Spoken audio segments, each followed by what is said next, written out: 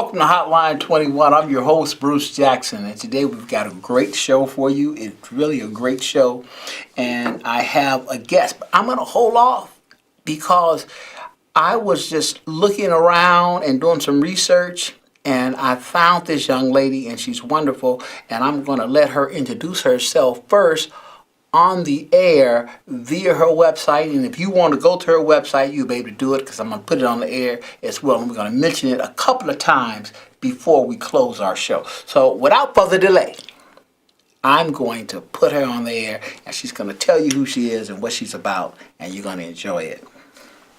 So here we go. Hello, my name is Jewel Easterling-Smith, and I am running for Alderman in the 8th Ward of the City of Chicago. An Alderman is elected by the people to represent the people in City Council. As an educator, I know firsthand what goes on in the schools. As a black business owner, I know what a struggle it can be from month to month. As an advocate for seniors, I know the importance of affordable housing, Medicare, and Medicaid benefits. As your Alderman, I will advocate for you. There will be no backroom deals, no 100% voting with the mayor who does not have our best interest at heart. There will be no cover-ups like the Laquan McDonald murder. My platform is simple. I will work to tie the community together through transparency, inclusion, and equity. I promise that the concerns of the residents will be heard. My holistic approach will work to develop and train businesses to perform at an optimal level. I will work to make sure that we have all the provisions, all the products, and all the services that we are entitled to. Plain and simple, I will work with the people, for the people, to make the 8th Ward the jewel it once was. A vote for Jewel is a vote for change. So on February 26th, get out and vote for Jewel Easterling-Smith. Wow. I like that. Well, thank you. I like that. Now, you know what? We've had a lot of different candidates on, but if you can be so kind to give me the 8th Ward, tell me where the 8th Ward is located. Okay, the boundaries run from 73rd to 103rd, east of Cottage, and over to Yates. But some parts it dips in and out, but basically that's the location of the area. It encompasses Avalon, Burnside, Calumet Heights, Chatham, Greater Grand Crossing, and a little piece of South Shore. Great.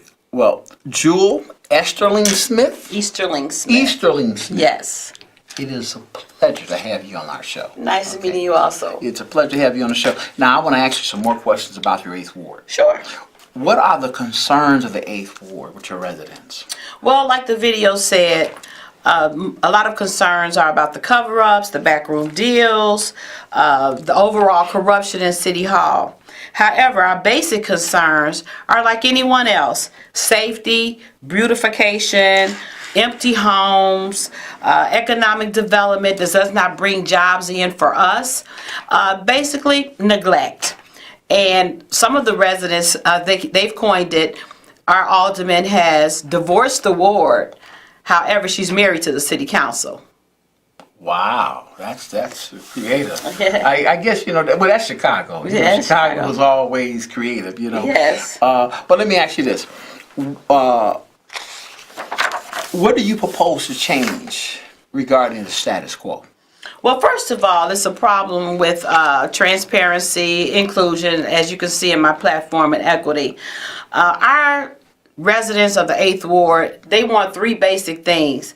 They want to be heard, they want to be engaged, and then they want you to act on what they have.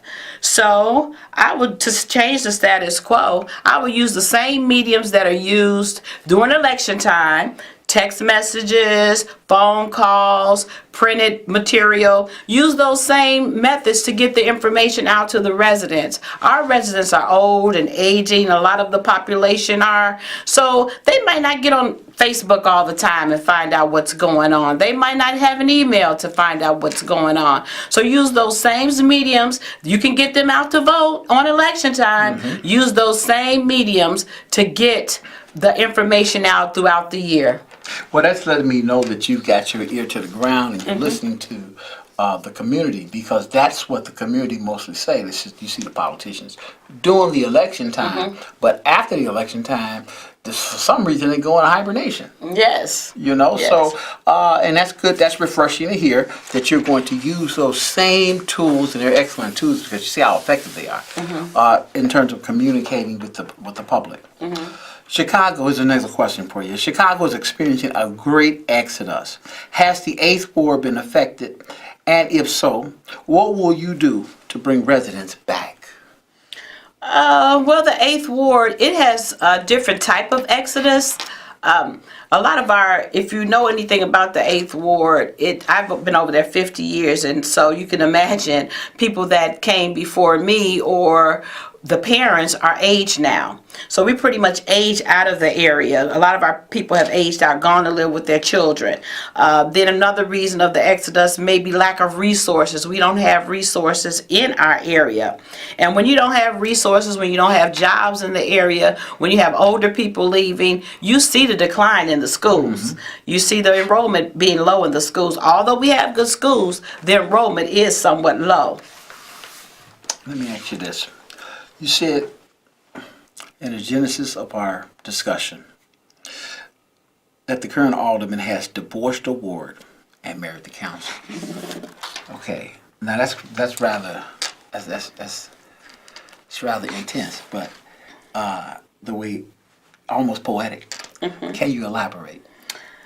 Okay, well, there's a saying that says charity starts at home. That's a Bible verse, actually. Charity starts at home, then spreads abroad.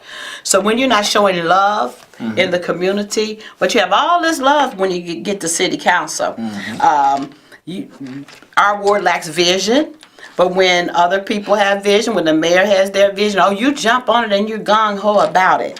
So the same attention, the same time, and the same votes that she lends to the city council, those votes and those concerns should be lent or should come back into the area. Okay. I agree. Should I say amen? Let me ask you this. You would make the 8th Ward the jewel it once was? Yes. Now, I've heard talk about the 8th Ward really was something to be proud of. Oh, yes. Give me a time when it was really a diamond. Okay, let me take you back. Well, my family moved to the 8th Ward in the late 60s, early 70s. Oh, you had grocery stores, you had clothing stores, you had entrepreneurs not only worked in the area, but they lived in the area. Their children went to school in the area. Everything that you needed was right there in the area. There was actually a waiting list of the homes for people to come to the 8th Ward. That's how bad they wanted to get there. The houses did not stay vacant. No for sale signs. You just knew that's where I wanted to be. That's where I want to live. That's where I want to raise my children. That's where we want our families to settle. And since then, I've just seen the decline.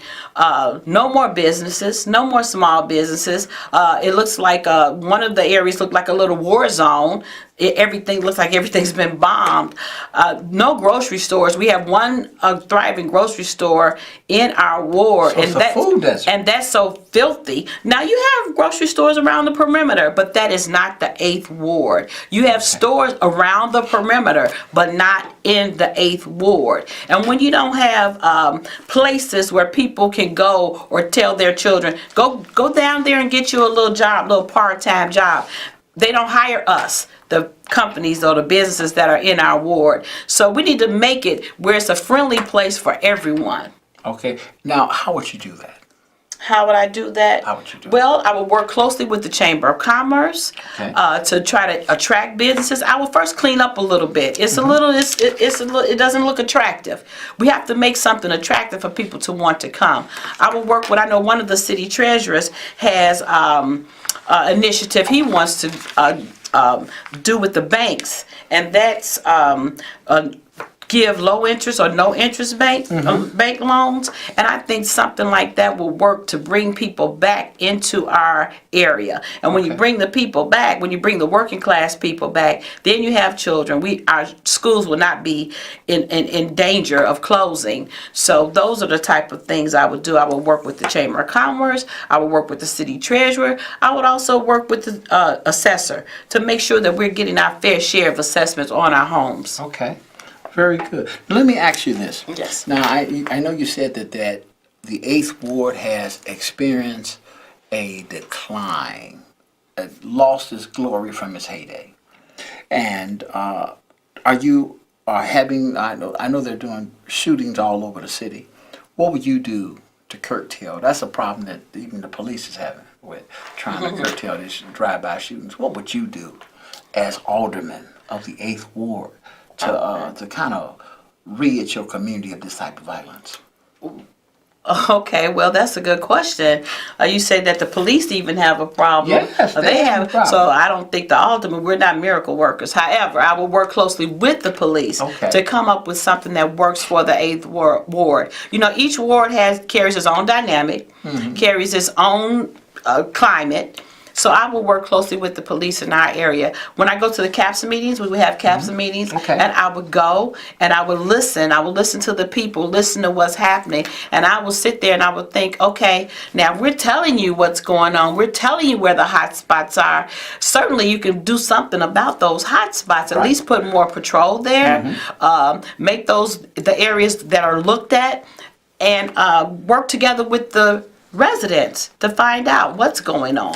So that's what I would do. It all goes back to the inclusion and the transparency part. What's going on?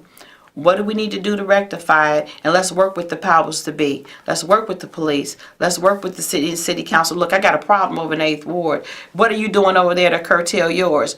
Bring that over here. Don't marry city council. Work with them. Don't marry city council. Work with them. Okay. Now let me ask you this. Whenever city officials talk about a problem they need to resolve, the first thing they do, rather than working with the public or trying to utilize intel, they go and raise property tax. Will you be one of them politicians that raise property tax? Well, I don't. As an alderman, you don't have the power to raise the property tax. You can vote for or against. First of all, no, I would not. No, I would not. I think Chicago has been. That's one of the problems of the exodus. We've just been taxed totally out. We can look at the city budget and find other ways than to just say tax, tax, tax, tax, tax, and then that drives us away. So we want to do everything that we can to bring back, not take out. I think you just saying that just gave a whole lot of people a sigh of relief. Okay, so that's well. Again, aldermen are not miracle workers. I call us resource workers. Work the resources you have. Okay, let me ask you this. We're going to move. We were talking about crime in the city, and we talked about the location of the 8th Ward. But now let's move over to health care in the city. And this is a big problem. And even here for us at the Gift House, we are really big on health care. Mental illness in the city. How would you deal with this problem as alderman of the 8th Ward? Okay. It's no secret that a lot of the mental health facilities have closed in Illinois and Chicago as well. I will work really hard to get some of those services back into the city. I will work with the legislative body to get those services back into the city because if you look at it, a lot of our children, young adults, however you want to say it, they're placed. They get into situations and they're put in jail. And they don't need to be jailed. They need mental health services. So that's one thing that's really near to my heart, because I deal with children every day who need mental health services. And I say this is not going to end well. This is not going to end well because they don't have the services they need. They're going to end up in jail, and you know it, where other people may get 7 years. Hello, some people will get life. Yes. And that messes our young people up. So that's something that's near and dear to my heart, and I will work with anybody who has the answer to bring those facilities back to us. We'll work hard and fight for that. Okay, great. Now I'm gonna hit you with one other question about homelessness in terms of health care. How would you help homeless people get health care? Well, homeless people, I would go to the non-for-profits, or to try to see if there's some way that something can be written on their behalf. Okay. Because we know that they can go. You say you can go get Medicare, Medicare, from the social service department or whatever. But my issue with that is getting them there. We have to have a way to make sure that they go. And once they go, we don't have to treat them like second-class citizens. They are people too. Make those things, and sometimes it might be even better to bring it to them. Bring the mobile home to them so they can sign up. Okay. And we know where the Lower Wacker is. Well, they're not in Lower Wacker anymore. What do they call it? Tent City? We can go to Tent City, stage a camp. Stage a camp, fill out these papers, help them fill out the papers so they can get the health care that's afforded to them. Let me say this. If you're watching this show and you want to join in and talk to Jewel Easterling-Smith, who's running for the 8th Ward as Alderwoman, give us a call at the bottom of the number. At the bottom of the screen, there's a number. You can call it, and you can talk to her live. And she's got a lot of great ideas. And I'm going to continue talking with her and getting more of these ideas to hear how she's going to improve your community in the 8th Ward. So give her a call. Talk to your alderman. Now, I'm going to move over to fair housing in the city. Okay? And let me ask you this. You said the 8th Ward had been on decline from the 1960s during its heyday to the 1970s, and it was doing really, really well. And then after that, it began to taper off, and you saw people leaving a community, houses not being cared for. Once there were manicured lawns, now the lawns are being cut, and then vacant buildings. And one area, you even, we got a caller. Go ahead, caller. Question or comment? Yes, and good evening. Also, thanks for taking the call. And speaking of A4, I used to live down there many thousand years ago. Matter of fact, probably in the early 50s. As a kid, my parents had some property down there. It used to be really lovely, like you said, manicured lawn. People knew the neighbors. Yes. Everybody knew somebody. But again, the thing is, we have 50 aldermen and one mayor. And the one mayor really controls the aldermen. Now, again, we hear every time when it comes to vote, people want to change things. But again, you got to remember, I've been living here all my life. I just turned 70. I love Chicago. It ain't no other city in the United States like Chicago politics. If you don't know anything about it, that's because you're too dumb and ignorant to read or try to look or learn. And those are the ones that don't vote. Trust me, those are the ones who don't vote. So I don't have no reason. Matter of fact, if you're listening now, just hang up. You don't have no business listening to anything. But again, sooner or later, they've been talking about lowering the aldermen down and things of that nature. Sometimes we need to start being constituents and supporting our aldermen, and the aldermen need to support us. And you have to get together, because once you get in there, you're going to have your little crew.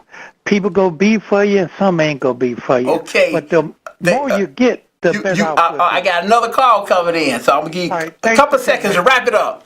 All right.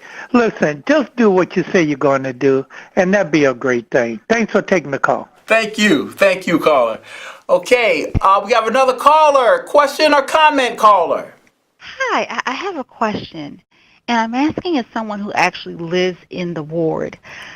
As you probably know, the 8th Ward has the highest concentration of black middle-class Chicagoans in any other neighborhood in the city.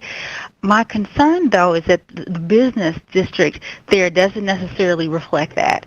I've raised that concern with our current leadership, and their response has been, well, you know, businesses don't want to come, not because we're not doing a great job promoting the area, but because there are just some structural things that really prevent a lot of large name brand corporations from coming to our area. I'd like to know if the candidate thinks that that is the case, or that there is more we could and should be doing to attract businesses to the area. Well, I feel, I don't know about the structural part. I have not looked into that. But I do feel that there's more we could do about getting businesses to come into our area. However, I have met with several individuals who want to bring art programs, maybe a eatery, and they've come to me and they've said, Jewel, I would like to be in that ward. That's a prime location for what I want to do. However, they call the office and they don't get a call back, or they get no answer. So that's a start. If you have people that want to come, we want to know what's the holdup? And then a lot of things you can do before people get there. You have to make the place attractive so people will want to come. If people, even in your neighborhood, if it's not attractive, people don't want to come. Certain money is set aside for beautification. And some of those corridors at least can be painted or cleaned up. I don't care who the owner is, but that's your ward. You can do some things to say, oh, you know what, this is a prime space for me to be. Then work with those people who want to come into the area and say, what can we do to keep you here? Now, I know there's all kind of tax breaks other people get. There's waiting lists other wards have. I will look at some of the other wards and say, look, let's come together. And if you got it there, how did you get it? We want it here. Okay, thank you, caller. Thank you. Thank you. Okay, let me ask you this, because I see what you're saying when you said that the 8th Ward was once a great place to be, and it just really kind of fell off the wagon here. And so I got to ask you this: how would you change that? How would you help people get housing back in the ward with this vacant lot? How would you get developers to want to come in there and build? Well, sometimes you have to, first of all, the first thing with any project or major project or undertaking, you have to have a vision. First of all, I have a vision for the ward. I can see the ward coming back to the way it used to be. So I will work diligently to find out, okay, how can we make this work? How can we make this happen? When I go to City Hall, I'll work with the people in those different entities to see what can be done for the 8th Ward. What kind of breaks can the 8th Ward get? What kind of, I will work with the treasurer. Like I said, one of them had a very good plan about banks, working with banks. What can we do to bring these houses that are empty? How can we fill those houses? And we'll work with plans of that nature. Okay. Now you were a teacher, right? Yes, I am. Okay. I got to ask you this question. Because you're a teacher. What type of plans would you take to the council to help our teachers get paid? Get paid? Yeah, because they're not. You can be a teacher, and you don't make as much as other disciplines. Yes, teaching is one of those professions where you have to love what you do in order to do it, because we don't get paid the money that we're worth. Right. So you have to have a passion. What I would do is tell the council, you know what, come work, let's sit down and work with the unions, because teachers need to get paid. I just put it like that. Teachers need to get paid. And well, again, the Bible says, "Muzzle not the ox that treadeth the corn." So if we're working, we're doing the work, we should be compensated for it. You a preacher's daughter, aren't you? Yes, I am. Yes, I am. Service is just in me. Okay, all right, I like that. We started out. My father was a pastor, and my mother was an educator. And so service, all we knew was service. We gave to we fed the hungry, gave shelter to the homeless. We did all of the 9 yards. But it wasn't until I became about 13 or 14 that I actually saw the benefits and the joy you get from serving people. Right. So so public service is in me. Well, I'll leave you with this. There's no exercise for the heart than reaching down and lifting someone up. Service is a great deal. Now tell us, because we only have less than a minute, tell us why we should vote for Jewel Easterling-Smith for the 8th Ward Alderman. Take us out. You should vote for Jewel Easterling-Smith, because when you vote for Jewel, you vote for change. You vote for a person that will be transparent in the efforts that come into the 8th Ward. I will be inclusive with the residents of the 8th Ward. We'll have a participatory budget. We won't have a budget that you don't know about. We'll know what's there and how it can be used. You'll have a person that is all for equity. Whatever provisions, whatever services, whatever our ward is entitled to, I'll make sure that we get it. The money that we get, I'll make sure that it's spent in our ward. Thank you, Jewel. Thank you for having me. And the best of luck. Thank you. Thank you. Good night.